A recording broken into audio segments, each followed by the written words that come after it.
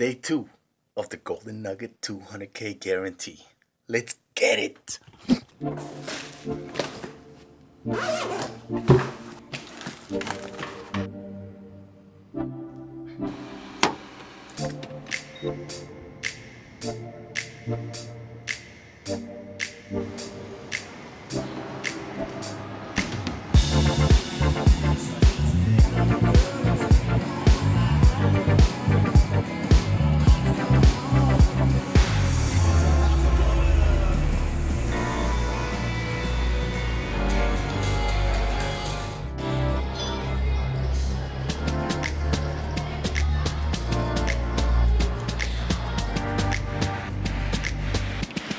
And just like that, we have to do the walk of shame.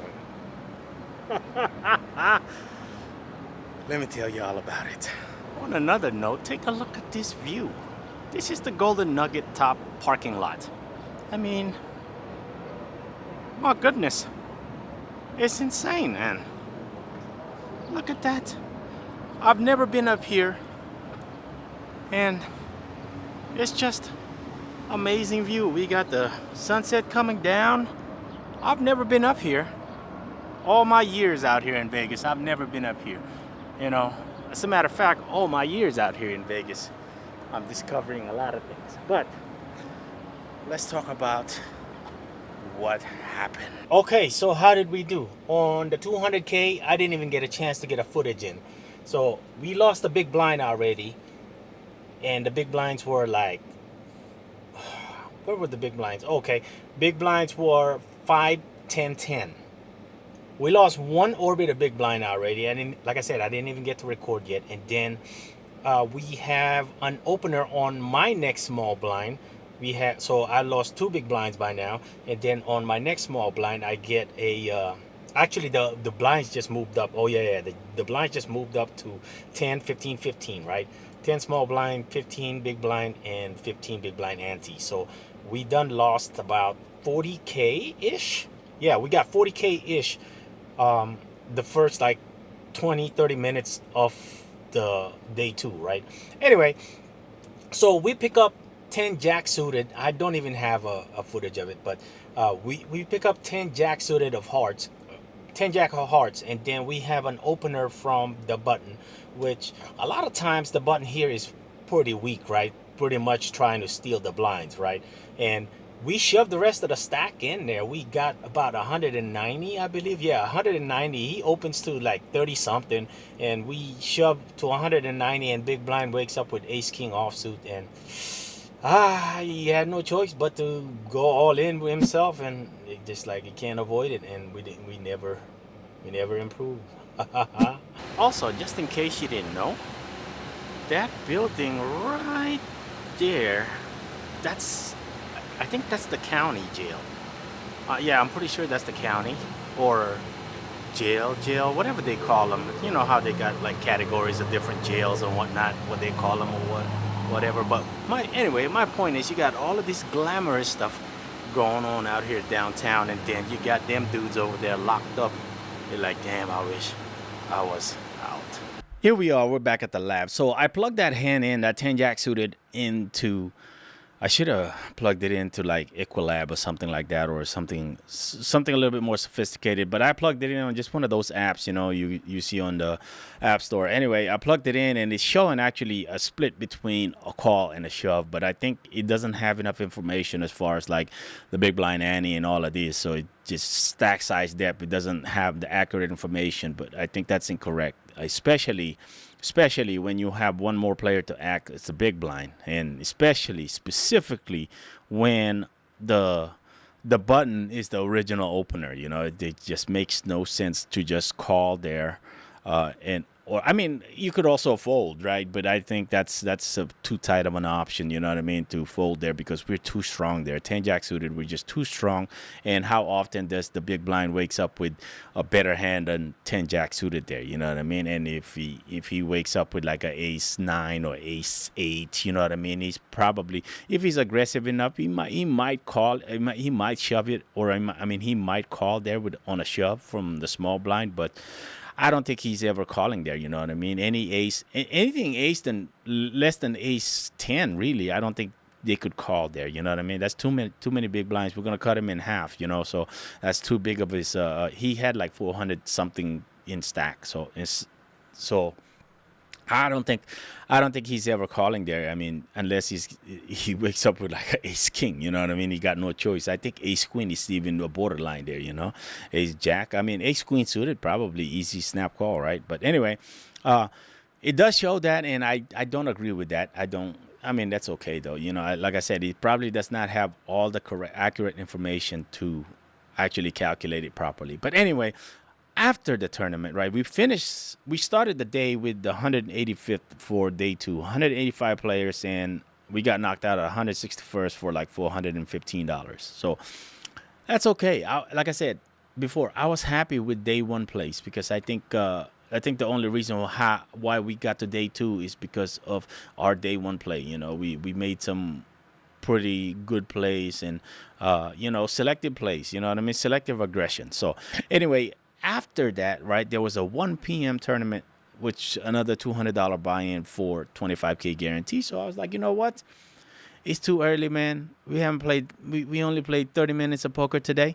Let's go ahead and jump onto this tournament, right? So we jump onto this tournament, and then boom, we lather up pretty good in this tournament. I mean, like there was 260 entrants total in this tournament, so it's like over 40K in prize pool, right? I think it's pretty close to 40K, if not over. But that's a good value tournament for one day, right? We had way above average chip stack at the end of level 8, so we're feeling pretty good. And then we got moved into this table. This table is pretty active, fairly active. There was 2 players in there that were very active, like aggressive and a caller, right? There was 2 of them in there, and they had a stack on them. So I'm not gonna put them that they're just lucky donks, right? I would never think that, right? So we got pocket 5s, and then we opened it up fairly large, so almost 3x, I think. 3,200, actually on 4x, exactly 4x. Then the button wakes up with a shoving hand. I don't know what that hand was, but it's 30K. It's 30K total, and we couldn't call that. Everybody folds, and it was folded to me, and we can't call that. So we gave that up, right? And before I tell you about this hand, so there was a hand before this hand against this particular player that we got involved with this pocket 9. He's in the 8 seat. We're in the 4 seat, and we had pocket 10s.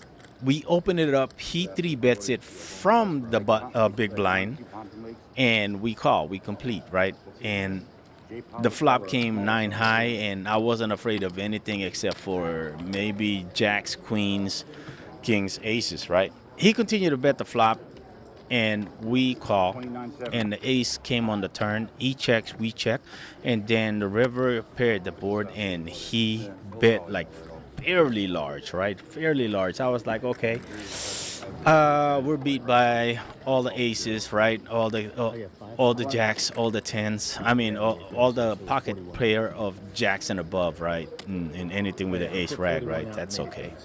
I think we're going to have to call this down. We called it down, and it was the correct call, So we've been a fairly large pot there. Villain from under the gun opens it up to 4,300, and the blinds are 500, 1,000, 1,000, right? 500 small blind, 1,000 big blind, 1,000 big blind ante. So he opens it up to 43, which I thought it was a little too large at first, but now that I realize that it's not bad. It's like, 4x, right? 4x the blind, right? So, and plus you got the big blind ante. So I kind of like that open now. So we just call with 9. My reasoning for calling with the 9, right? It's that we have an aggressive player, and he could easily repop it here with like an ace jack rag, right? You know what I mean? Or even like ace 7, ace 8, ace 9, So, or even like a pair lower than ours, right? I mean, obviously he can also repop it with 10 jacks, queens, kings, and aces, right? I mean, easily, right? So we just go ahead and complete, and then the button comes along. The flop came 7-8-3. That's a pretty good flop for us. Horrible flop for him, unless he got these particular pocket pairs where it's a really damn good flop for him, right? So he continued to bet for 6,100. We call, button folds, right? Turn came a 9. We still have like freaking ridiculous amount of chips here behind. I'd say we still have a little bit under 70K here, like 70 bigs, and wow. So he shoves. We have a set. I don't think we're ever folding there, right? I mean, could is there ever a world where we are folding here? I mean, it's too early in the tournament to be folding here, right? Like, especially when you have a set. I mean, we have the third nuts, right? If he just has it here, he just has it here, right? I mean, we're beat by combos of 10 jack and combos of 5-6, right? Come on. Like, I don't think there's ever a world I'm folding here. But anyway, we made the call, and he had us covered, and wow. He flips over 10 jack. Yeah, he's drawing to a gutter.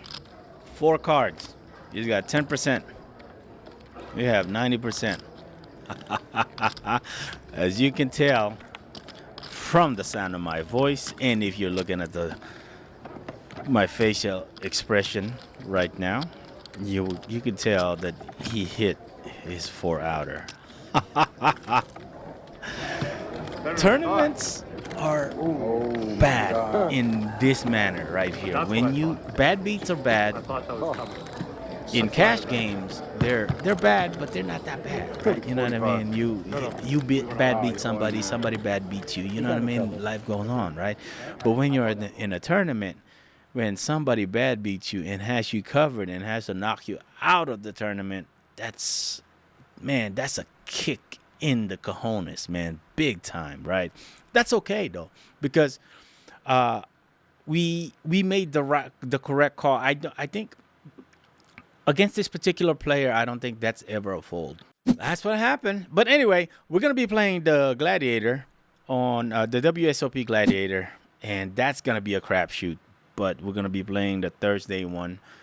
Yeah, Thursday, I believe it's 10 a.m. or 11 a.m. or something like that. I think I'm going to register online and pay the extra fee or whatever. I don't think I want to stand on those long lines over there. But I will be taking some footage, some B-roll footage of the WSOP for sure. But hopefully we run good on that one. We go deep on that one. We'll you know what? I would feel very, very confident with my ability to play tournaments. So we'll see y'all in the next video.